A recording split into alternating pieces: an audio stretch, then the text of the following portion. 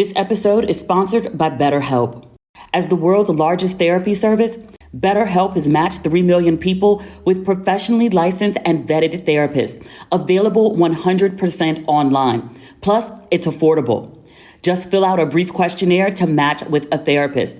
If things aren't clicking, you can easily switch to a new therapist anytime. It couldn't be simpler. No waiting rooms, no traffic, no endless searching for the right therapist. Learn more and save 10% off your first month at betterhelp.com/ratchet. That's BetterHelp, HELP.com/ratchet.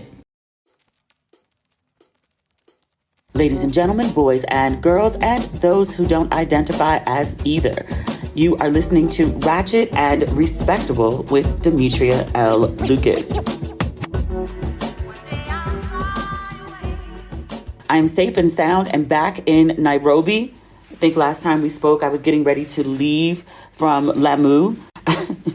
I went out to dinner last night with a new friend. She's an influencer here in Kenya, and she's been, listening to Ratchet and Respectable and following along with my journeys around Africa. And she said, I was really excited to hear that you were, in my country. And then you said that you were in Lamu. I was like, where is Lamu? I've never heard of Lamu. And she said, it took me a minute to realize. And she was like, oh, she meant Lamu. And I was like, oh, is that what it is? It's Lamu. And she was like, yeah, I don't know what Lamu. She was making fun of my American accent. And she was like, no, it's Lamu. And I was like, oh, okay. And every time I would say it at dinner last night, she would correct me very kindly. She's a mom. She's got a 7-year-old. You know how parents, like when their kids are mispronouncing things or using grammar incorrectly, the parent will repeat it back to them to make sure they get it right. And so she did it until Lamu started to roll off my tongue very easily. That and I think I said I was in Tanzania, and she was like, in Tanzania. Y'all know I can't pronounce shit.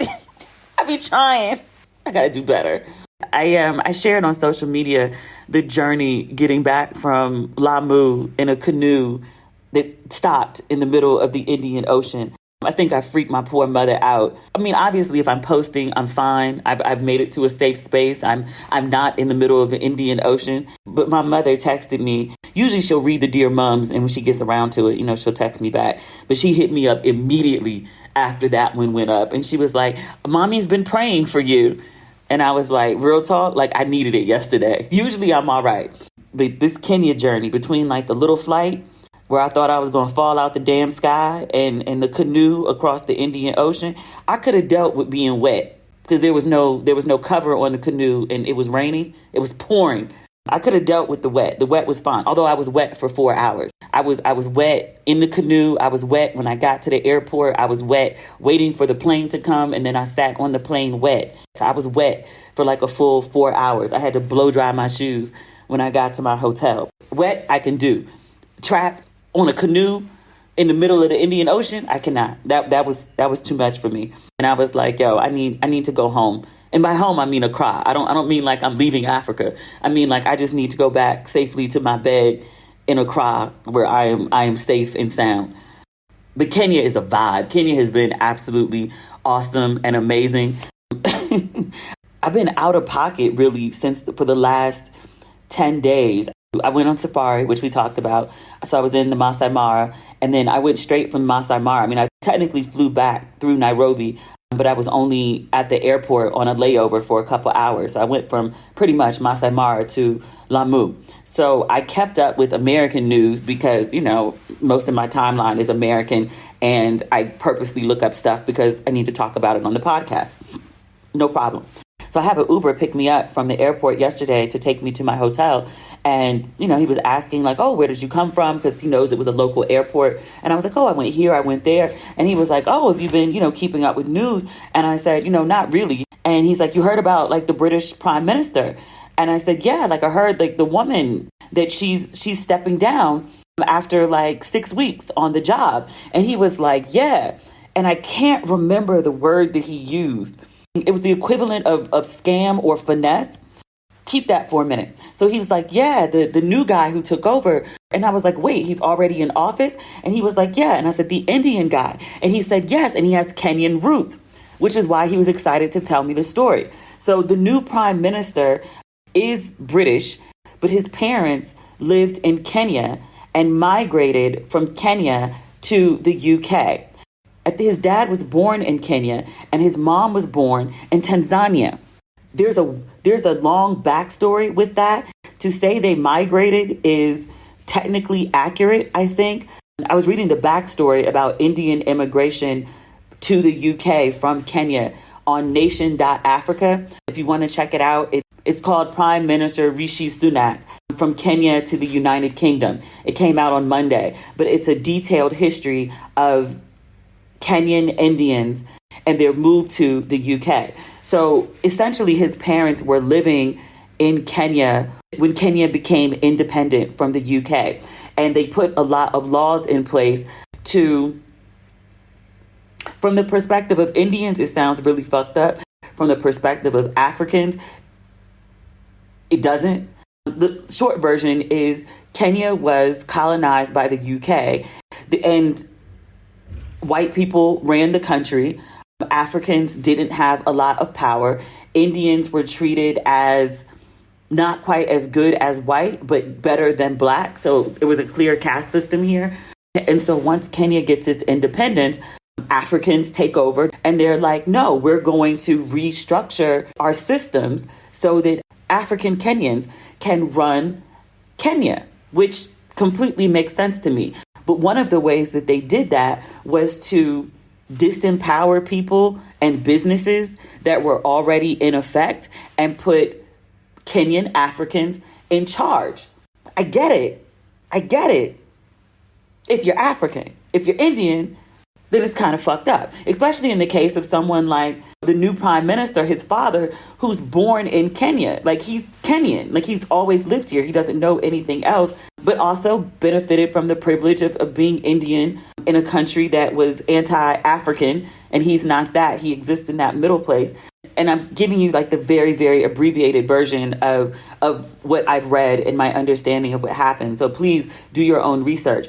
But essentially, Kenya was like, these Indians gotta go. Like Africa for Africans, we'll keep a certain number, but other ones must leave. And then the UK was like, yeah, okay, so technically, because this was a colony, and so people live there, may have British citizenship, and technically, like legally, y'all can go back and forth, but we really don't want all them brown people coming into our predominantly white country. So we'll take a few, we'll take some.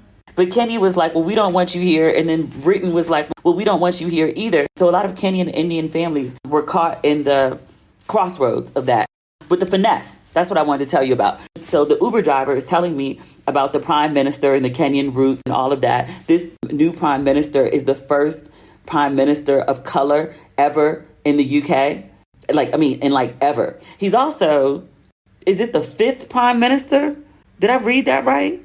He's the fifth prime minister in 6 years. Yeah, I'm reading this on CNN.com. UK's fifth conservative prime minister in just over 6 years. What the fuck is going on in the UK?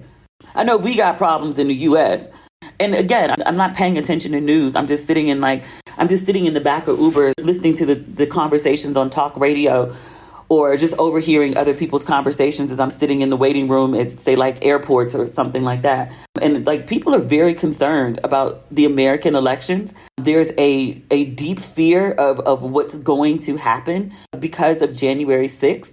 That nonsense, that crazy shit, that coup at the Capitol is shit that's associated with third world countries, developing nations, not the United States.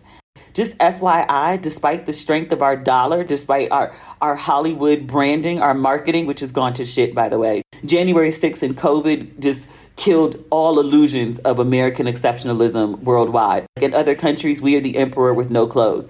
We still act like America is the best country on earth. And people are like, we have internet. We have social media and Instagram and TikTok too, and news.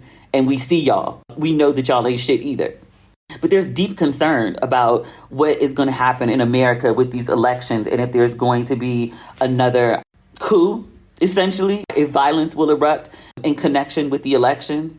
I swear I'll tell you the finesse story in a minute. I just want to mention this. Last night when my friend was dropping me off, and her name is Nellie. Shout out to Nellie. She's a sweetheart. She just DM'd me and was like, hey, I see you're in my country, in my city. Do you want to grab a cocktail, get something to eat? I've been a listener for years, would love to meet you. And I was so honored. She actually invited me to her home. Please come to my home with my husband, my kid. We would love to host you and make dinner for you. And I was very, very honored. And I wrote back to her and I was like, please don't think me rude. And I was like, but I'm a woman traveling alone and I really just wouldn't be comfortable coming to your home. But I'm very flattered to be invited. And I would love to meet you somewhere for a cocktail or dinner if that would be okay. And so she was like, yeah, of course. So we had a great dinner, great conversation.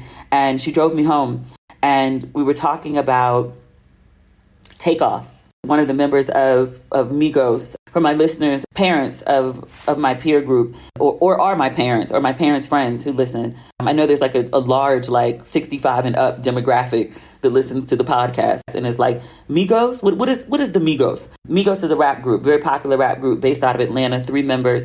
And one of them, TakeOff, the quiet one. He wasn't involved in any bullshit. He wasn't a big talker. He wasn't a big poster on Instagram. He kind of just did the work and kept his head down. And he was a backdrop kind of dude, quiet dude by all accounts. But he was killed in Houston the other day at a bowling alley. There was a dice game at a very upscale bowling alley. Somebody was throwing a private party. The story that I heard. And an argument broke out. He wasn't part of the argument. He was just a bystander, a celebrity bystander, but a bystander nonetheless. And somebody started shooting and he got hit and he's dead at 28. So she brought up TakeOff's murder and she asked me something like if I thought I was going back to America.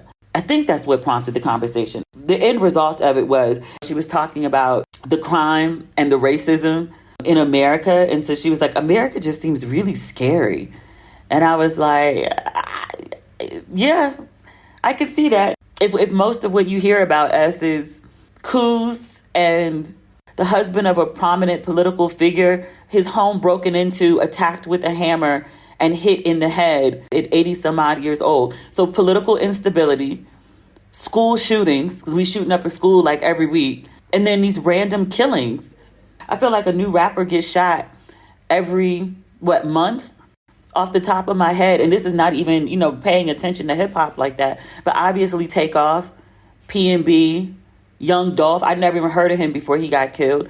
Nipsey was almost 4 years ago. Nipsey happened right before I moved to LA in 2019, April, I think.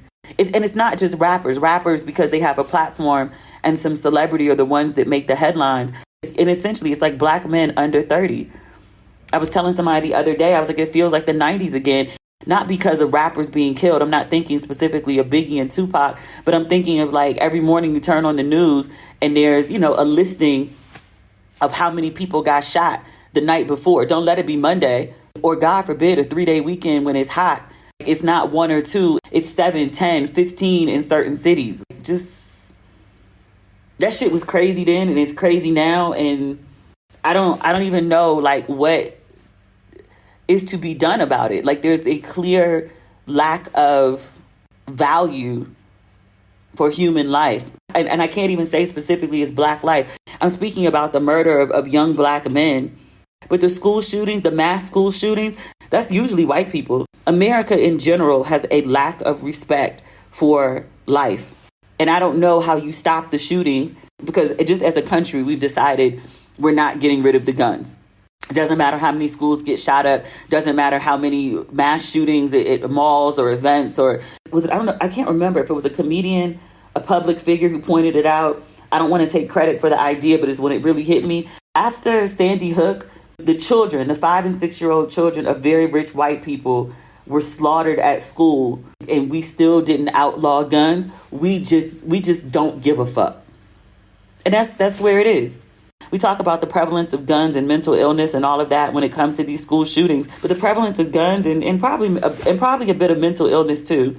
You can't quite be right in the head to, I don't know, shoot somebody in an argument over a dice game. This shit. This episode is sponsored by BetterHelp. Life would be so much easier if it came with a user manual. Unfortunately, life doesn't. So when it's not working for you, it's normal to feel stuck. Navigating any of life's challenges can make you feel unsure, whether it's a career change, a new relationship, or becoming a parent. Therapists are trained to help you figure out the cause of challenging emotions and learn productive coping skills, which makes therapy the closest thing to a guided tour of the complex engine called you. You know that I am a huge advocate of therapy. I think everyone should have some, especially the people that think they don't need it. They usually need it the most. As the world's largest therapy service, BetterHelp has matched 3 million people with professionally licensed and vetted therapists, available 100% online. Plus, it's affordable. Just fill out a brief questionnaire to match with a therapist. If things aren't clicking, you can easily switch to a new therapist anytime. It couldn't be simpler. No waiting rooms, no traffic, no endless searching for the right therapist. Learn more and save 10% off your first month at betterhelp.com/ratchet. That's BetterHelp, HELP.com/ratchet. Right now, think about the favorite bra you have. What's so great about it? Chances are it's not anything the bra does. It's more the things it doesn't do. Have weird gaps, show through your t-shirts, dig into your shoulders. Same thing with panties. You reach for the ones that don't ride up and don't give you a panty line. Your bra and underwear should make your outfit better, not worse. That's what's so great about Bare Necessities. Bare Necessities is the biggest online intimate apparel retailer, offering over 140 of the best brands all in one place. They put fit and comfort above all else, so they're all about size inclusivity. They've got band sizes from 28 to 58, cup sizes from AA to O, undies from extra small to 5XL. With so many options, finding the right bra isn't always intuitive. So they offer a bra finder fit quiz that points you in the right direction in just a few clicks. Bare Necessities also has a team of bra fit experts available on hand to help you find your perfect bra. Give them a call or start a live chat to get your complimentary personalized fitting. It's the convenience of shopping online with the service of a neighborhood boutique. They've been getting feedback for over 20 years. They know what their customers love, hate, and need in their bras and lingerie. That's why they started their brand, Bare by Bare Necessities. I love how easy Bare Necessities makes it to find a bra that fits. And I love their private label brand. Right now, get 20% off your Bare Necessities order when you go to barenecessities.com and use code RATCHET20. That's code RATCHET20 at barenecessities.com to get 20% off. barenecessities.com, code RATCHET20. I know I'm meandering, but I got a lot on my mind. But I cried yesterday morning over TakeOff. But also, I didn't mention Pop Smoke when I just made that list of rappers, but him too. Pop Smoke hit me really hard too, because I think I just moved to LA not so long before he was murdered. But just like the loss of life, and particularly the age of the loss of life, I'm getting choked up talking about it now. 28 is so fucking young. And I know TakeOff had accomplished a lot professionally. Like, his name is internationally known. It was known even before his murder. So he left a mark. But 28 is just, it's not even, it's barely getting started. Like, I was sitting on the boat the other day. I think I talked about Mr. Lee. I did on the previous episode of the podcast. And, you know, he's 82 years old and he's telling me all these stories. My math might be a little off, but it seems like he got locked up when he was in his late teens, early 20s. And he served 20 years in a federal pen. And then he gets out in his late 30s, early 40s, and he moves to Africa. And he's been here since 82, bouncing around from country to country, having so many experiences, living in different places, meeting different people, just seeing the world, lovers, friends, homes, ups and downs. But he got to live. Even after a 20-year bid, which some people would be like, your life is over. No, he was like late 30s, early 40s. And I was talking to him about moving to Africa. And I specifically say to Africa because I'm bouncing around to all these different countries. He asked me what the catalyst was. I got divorced and I was really unsettled after that. And I was trying to figure out, like, you know, what's next? Like, what's the thing? And I was like, I don't want my life to be in vain. Like, I had this really terrible experience and it really rock bottomed me. And I want to build something big and beautiful and grand from that. And when I started thinking of possibilities and moving to Africa, moving to Ghana was not the first one. If you're a long-term listener of the podcast, you know I talked about moving to Atlanta forever too. But I had to like push myself like bigger. Eventually I end up in Ghana. But I say all this to say, just by the opportunity of being able to live, you can figure out life. You can have different experiences. You can hit rock bottom with a divorce and move back into your parents' home, living in the guest bedroom, account dwindling, just by the opportunity of life, the privilege of life. You can figure out what's next for you. Migos as a rap group wasn't going to go on forever. There's a shelf life on that. They'd already split, but they were going to do other things if they got the opportunity. But TakeOff, just 28, just so much promise, potential, possibilities cut short. I also went on Twitter and I wasn't even scrolling necessarily for information about TakeOff. I was just like scrolling the timeline as I was waiting for my backup battery to charge. And I saw this video of TakeOff's body. Paramedics hadn't arrived yet. It looked like it was just after he had been shot. Initially, when I saw the video, I was angry because it's very graphic. And it's very graphic. When I saw the video at first, I was really angry because I was like, no one needs to be remembered this way. Like, remember him as he was. Don't remember him as a bloody body on the floor. And then I also thought about his mother specifically, but also his family members. Nobody needs to see their child. His father, too. Nobody needs to see their child's body. And even though his friends had the best of intentions trying to move him, but nobody needs to see their child's bloody body laid out on a floor on a fucking mall. And I actually posted something on Instagram, like, have some fucking respect. It's not going to be a popular opinion, but I'm kind of glad that somebody released the video. Is what's the word? Insensitive, depraved, I think it is, to see somebody's bloody body on the floor and pull out your phone and start recording. I think people seeing his body on the floor really brought it home of what a murder looks like. Because I think we hear about it so often. Again, I just ran off like a list of rappers. You hear about these guys being killed. And depending on what community you come from, you end up with your face on T-shirts or you get a mural on the wall. You become a local hero, a local legend.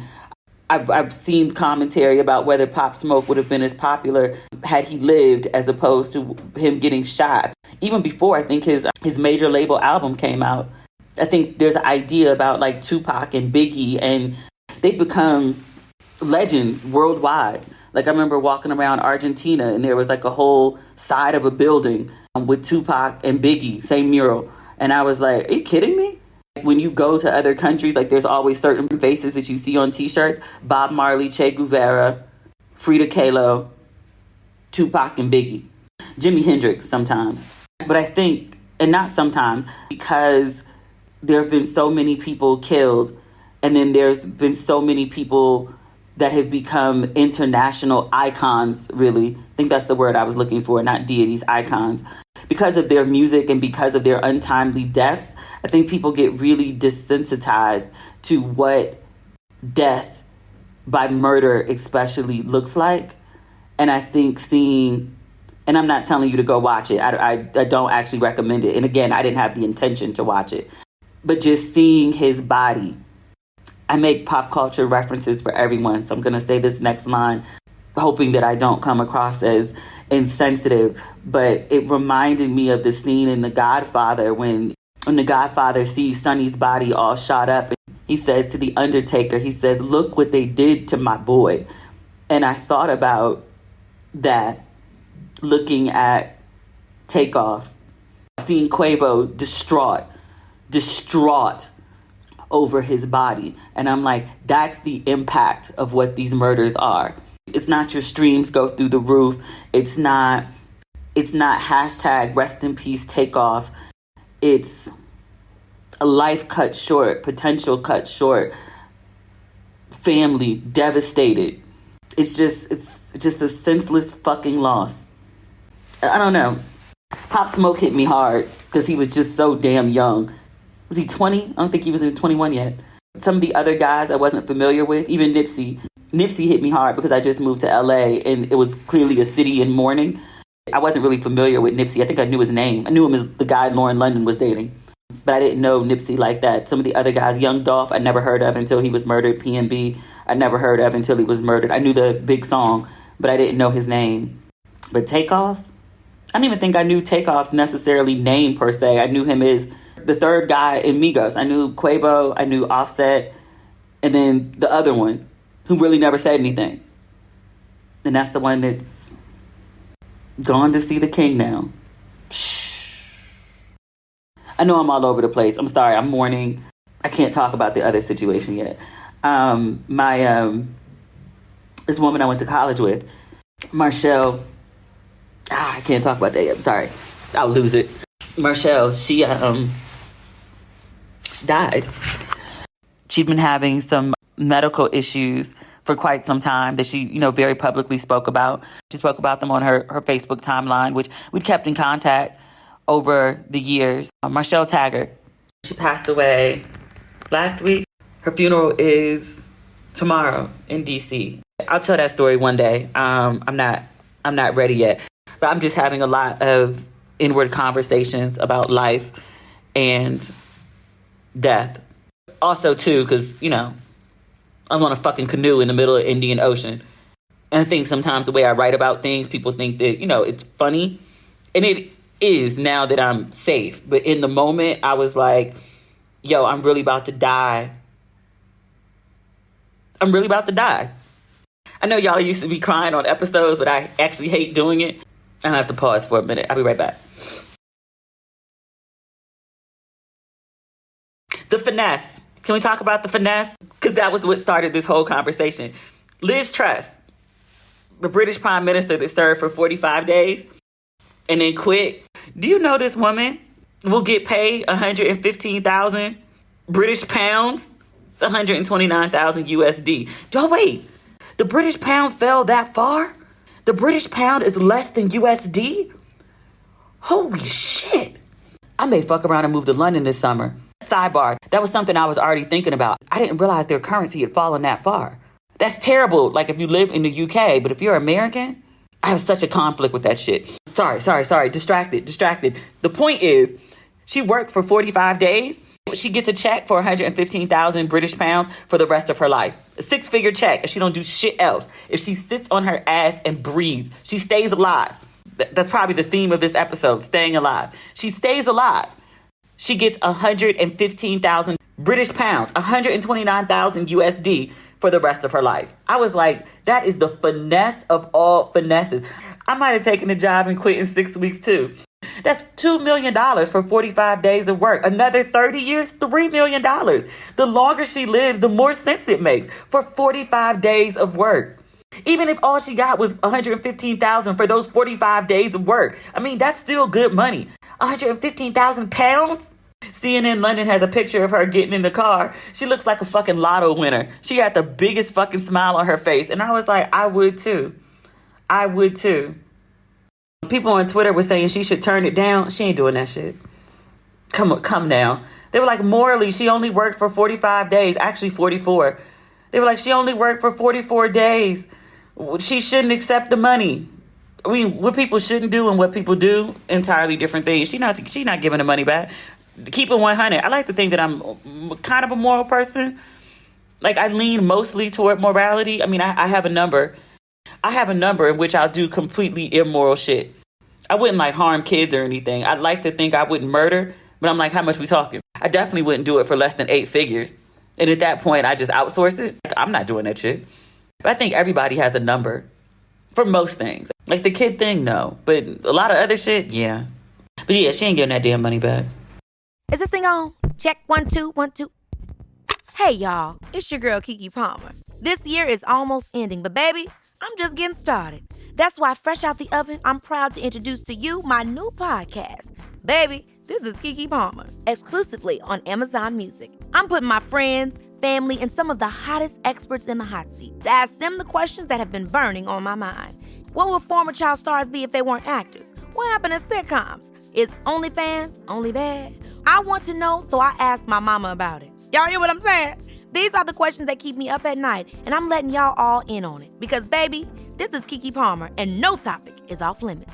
Come kick it with me and my weekly guests as we go down the rabbit hole and dive deep into my mind together.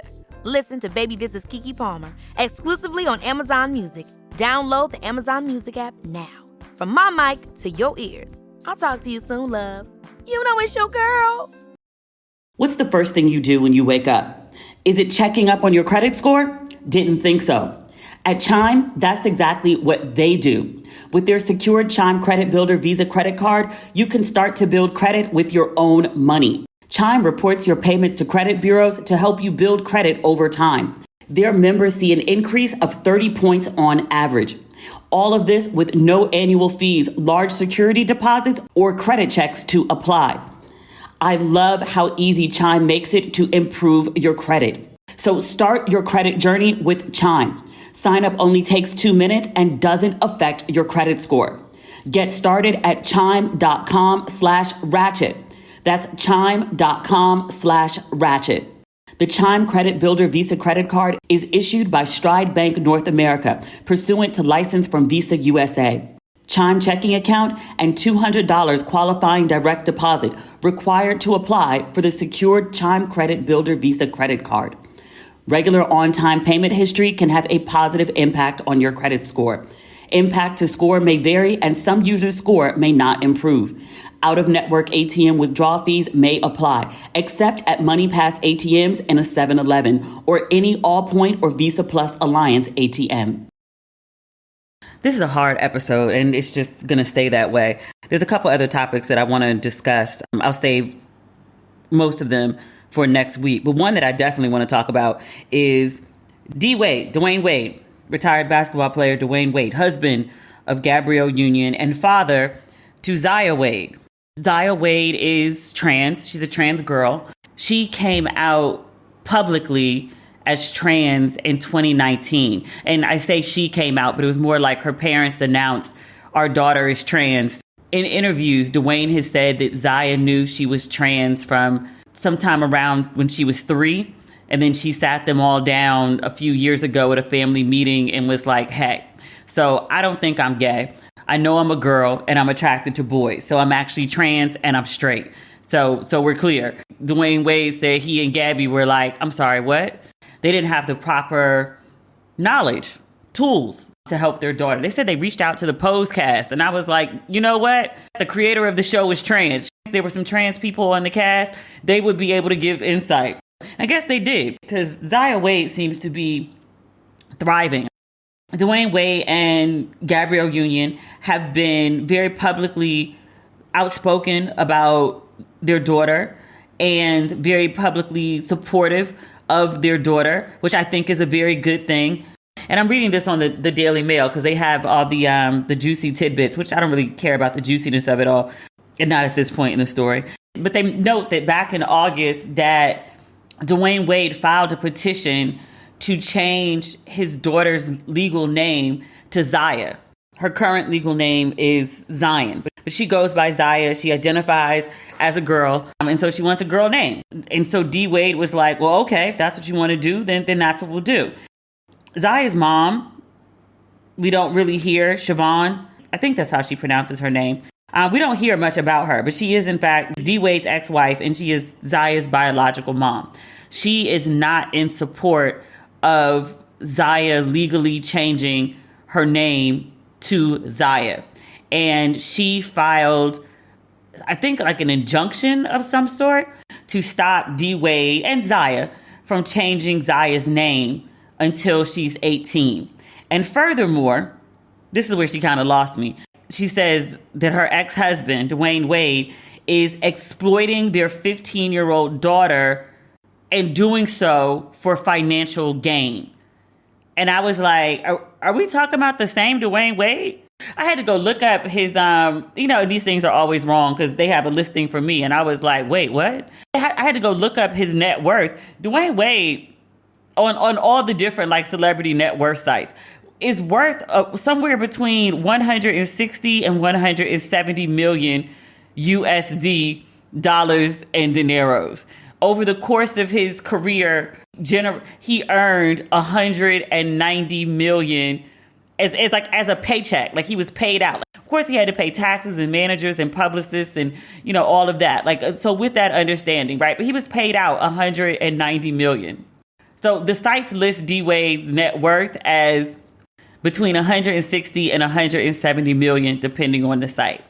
Let's say they're off by $100 million. Let's give $100 million room for error. He'd still be worth between 60 and 70 million dollars.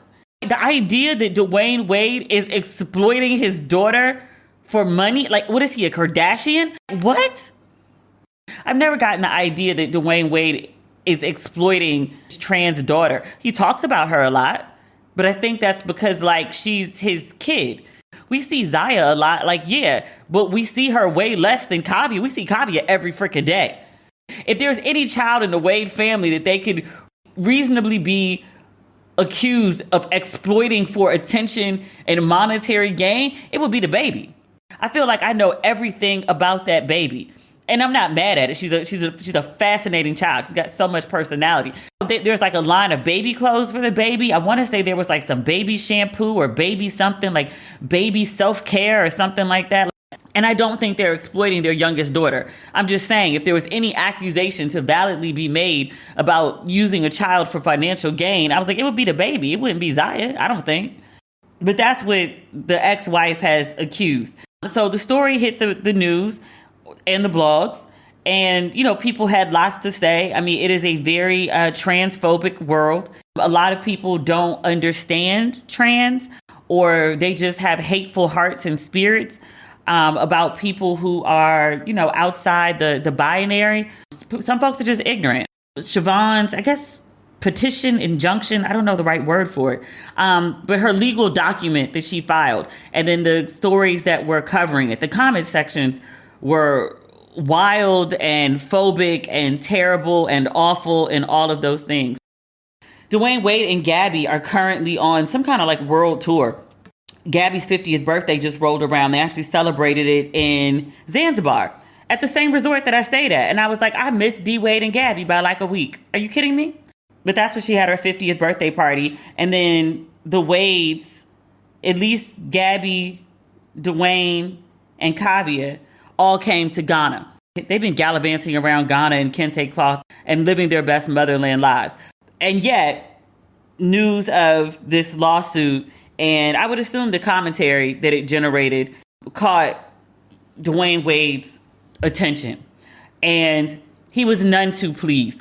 I don't really follow Dwyane Wade super closely, but I've largely thought of him as somebody who's pretty easygoing, level-headed.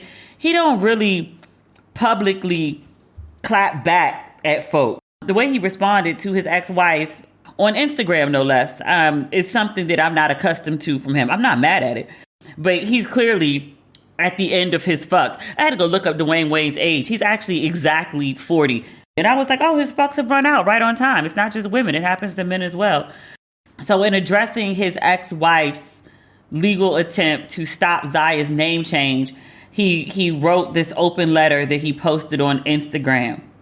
He says, quote, "Since this must be the new way of parenting, I guess I have to address these allegations here, which is a damn shame." As soon as I read that, I was like, what am I in for? I had to scroll, and I was like, oh, he wrote paragraphs across 3 Instagram pages. I was like, sir had a lot to get off his chest today.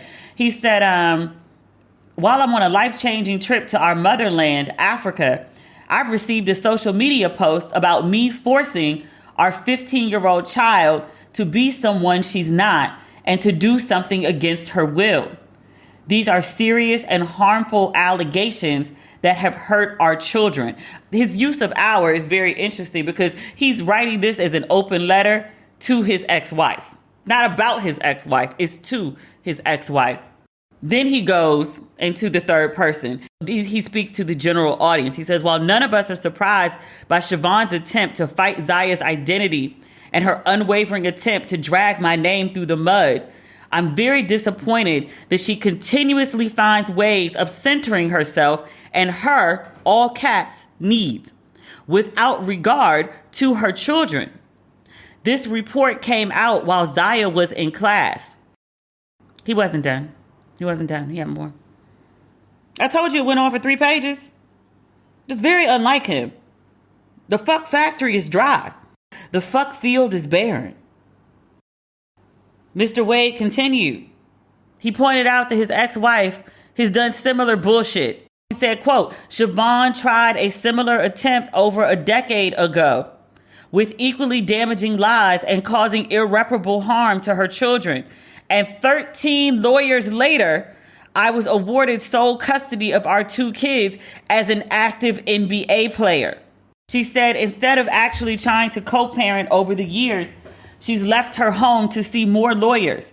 And she has taken the time to talk to more lawyers since I filed for divorce than she's left her home to actually see or have truly spoken and listened to Zaya over all these years. He continues. We still on page 2. He says, I've given her the opportunity to reach out to Zaya's teachers, doctors, and therapists over the years, and even meet her friends so she could get an understanding of our child's needs for her life. She won't do it. She has not been to a school, recital, graduation, school dance, play date, practice, parent-teacher conference, etc. And Zaya has given her every opportunity to try to get to know her. She won't do it. Now we're on page 3. Mr. Wade continues. He says, as a woman who claims to be a good Christian mother, I've yet to see her make any sacrifice or effort to leave her own home to participate in her children's lives in over a decade. In his defense, he says, quote, no one in our house would ever force Zaya or any of our children to do anything against their will, much less force an identity on them. This isn't a game for my family and definitely not for Zaya. This is her life. He returns to Siobhan. He wasn't done yet. We thought he was wrapping it up. He's not done. He says Siobhan has decided to pretty much be an absent parent to Zaya, all on her own. He says, as men, we get a bad rep for not showing up and being absentee fathers. That's not the case here because I'm 10 toes down and I'm still going through the bullshit. I will not sit on my hands this time and allow her to make a mockery of my dedication to my family. The high road has run out of real estate. My lawyer will be in contact, and best of luck to the 14th lawyer as they try to unravel the book of lies that's been sold to them. Mr. Wade has said, fuck it all. Mr. Wade has said, you have fucked around, you about to find out. Usually in conversations like this, I can be a little biased. I usually lean toward the moms. I do. I remember when the Wades were going through their divorce. It was very public, it was very nasty, and it played out for a very long time. His wife acted a whole fool during that divorce. She did. At one point, she was like sitting outside like she was homeless, holding up signs asking for money. Do you remember that? Am I making that up? I don't know. At the point that you're talking about 13 lawyers and she ain't never been to no events for the child, she's decided to be an absentee parent. Is he making all this shit up? I don't know. When Kanye West gets on his microphone and he's like, you know, Kim does this and Kim's a bad parent and Kim this and Kim that, I take it with a grain of salt. Kim is trying to keep me from the kids. I'm like, sir, your behavior is erratic. I would probably keep you away from the kids too. Keep it 100. I mean, Kim has her own faults, but I don't think being a bad mother, not that we've publicly seen, is one of them. Even the things he accuses her of, like, you know, North is on TikTok. I'm like, sir, this doesn't warrant a public outburst. Have a conversation. Okay, you might not get your way and you have to deal with that. You're not the only parent of this child.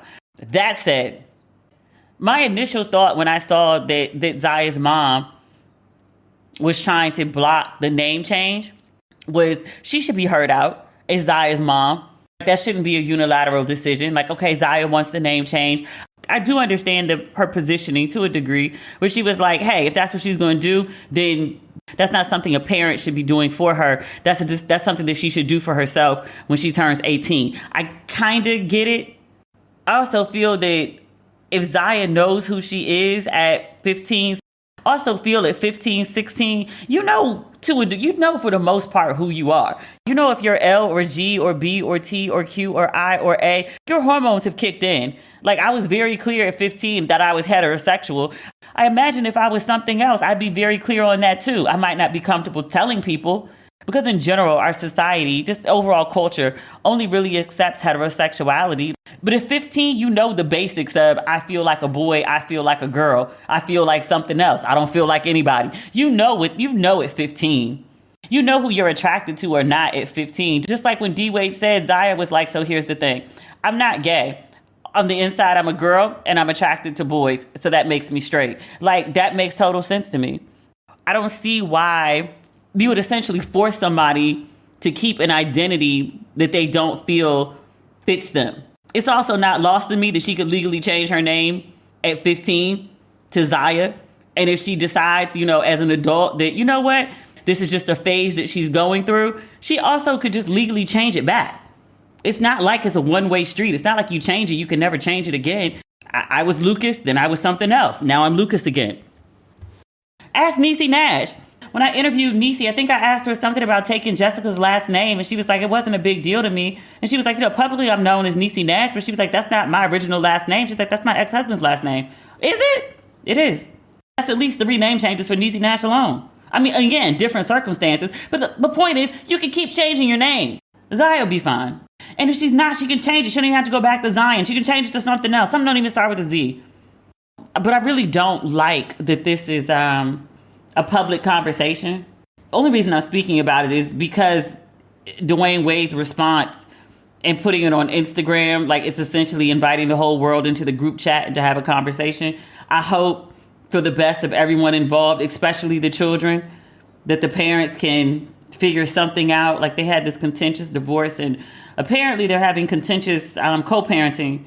We all have opinions on what the right course of action is in regards to Zaya and her name change and her trans life and all of those things. But the truth of the matter is, like, this is a family matter, and it's about the best best outcome of a 15-year-old girl. I hope they can work it out, and I hope they can work it out in a way that is in Zaya's best interest, whatever they as parents are determined to do, which I actually think is to change, which actually, just because I'm part of the group chat now, I think it's to change her name, legally change her name. And if, down the line, if she wants to change it to something else, or whether it's, maybe she wants to change her name to Maria. I don't know. Maybe she wants to put something with a K so she and Kavia can have matching K names. I don't know. But I don't see any harm in changing her name. She's going to live her life as a girl, as a young woman. Then she should have, the name that she wants. She should have the name that she feels fits her identity, that works for her. So there's so much more we could talk about. Kyrie Irving, we could talk about him, or which I'm very uninterested in. I think he intentionally does dumb shit, and the Nets suspending him for at least 5 games, and the teams and the Brooklyn Nets, suspending him for at least 5 games is completely warranted. He brought that dumb shit on himself. I've been saying for years, and I said it so much that I put it on t-shirts. Shutting the fuck up is free. Kyrie Irving sat there and watched what was happening to Kanye West with all this anti-Semitic conversation, and for whatever reason, because he wanted attention, because he's, I don't know, because he's, self-destructive, I don't know. But he decided to insert himself into this anti-Semitic conversation and toe the line, like, oh, I just posted about a movie, it doesn't mean, and then, when asked to renounce anti-Semitism and basically be like, I'm not a bigot, he refused. So the NBA was like, well, fuck you then. And now he's out for at least 5 games. He brought this dumb shit on himself. And I've just been loosely following this story, but he said something about being like a free-thinking black man. And I was like, no, he said something about like the consequences of being a free black man. And I was like, no, you're not facing consequences for being free, or for being free, just for being a free thinker or being a free-thinking black man. It's like you're facing consequences for being a bigot, dude. I get it. Like, we're black, like we're used to racism. People say crazy things about black people. But yes, we too can still be bigoted and racist. And that's kind of what he and Kanye are being right now. This shit's gross. But that's not the NBA story I'm interested in. There's another story. Who did this guy play for? He was the 11th or 12th draft pick. Please tell me you've heard about this story. What team was he with? I'm sorry, my internet is coming up slow. Joshua Primo. He was let go from the Spurs for exposing his penis to the team therapist. The team therapist, in a lawsuit, accused him of exposing himself, exposing his penis. So we're clear. Exposing his penis to her on 9 separate occasions. And you might say to yourself, how does one expose a penis 9 times in a work setting? How is this possible? And like, why didn't she say anything at the time? But she did. And that's where the lawsuit comes from, because he exposed his penis to her for the first time in December 2021. And people are like, well, why is she just now saying something? It's November. It's almost been a year. That was the first time he exposed his penis. She reported it in January. He exposed his penis again in March, and she reported it again in March. And they didn't do shit. As a matter of fact, they kept scheduling sessions with the two of them. They kept assigning them together. Like, my friends and I were having a conversation about this on Facebook, and somebody was like, look, why did she keep going to the meetings? Like, I've done great work for this organization, and I reported to you on many separate occasions that your little prime pick player was pulling his penis out, and you didn't do shit about it. And now you're going to fire me and keep him? Oh, absolutely fuck no. So she sued. That's not when they fired him, though. The mofo pulled his penis out to 2 more people. One of them started talking about it publicly. Then the lawsuit came out. Then another woman came out, and people were like, oh, yeah, this motherfucker really got a problem. We got to let him go because he keeps pulling his penis out on people. The therapist told you he was pulling his penis out. So now she's suing the Spurs. That's a payday. That's a whole payday. That's the episode for today. I'll be back next week with more shenanigans. There's so much to talk about. I've skipped over a ton of things. Some of it I need to let simmer to see if some more details come out. We'll be back next week. As always, thanks for listening. Okay, have a great weekend. Bye.